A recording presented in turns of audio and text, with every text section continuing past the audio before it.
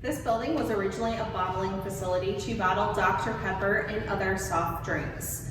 So one of the ways they did this is by using the Artesian Well here. Back in the late 1800s and early 1900s, Waco used artesian wells for all sorts of things, and a lot of buildings downtown had wells dug into them for their different purposes. The well here being to bottle soft drinks. So water from the well would go up to the 3rd floor of our building where it would have been chilled and distilled.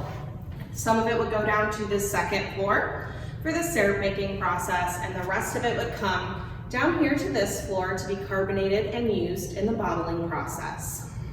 So they used this well for quite some time. There's even a very interesting part about this building. We have this port here on the wall, and that was actually a hole that would go to the outside of the building. Now, a lot of buildings downtown during this time period would have had a port like this.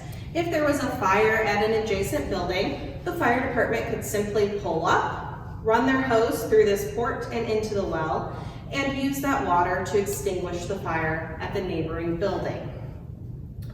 Now, in the 1920s, Waco went through a series of droughts, and the city ordered that all wells like this needed to be closed because they were no longer reliable sources of water. So the people at this plant used our lovely well here as a glorified trash can. They threw bottles, bits of machinery, dishes, pretty much anything you can think of, they threw into this well to fill it up.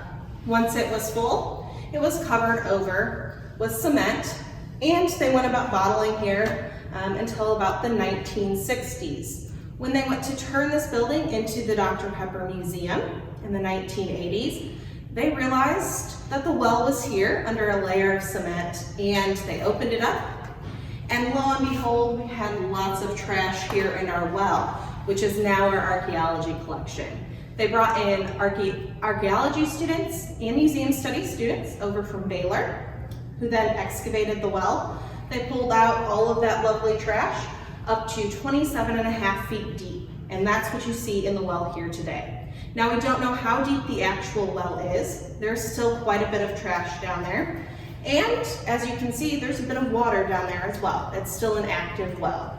So that's what we have for our well.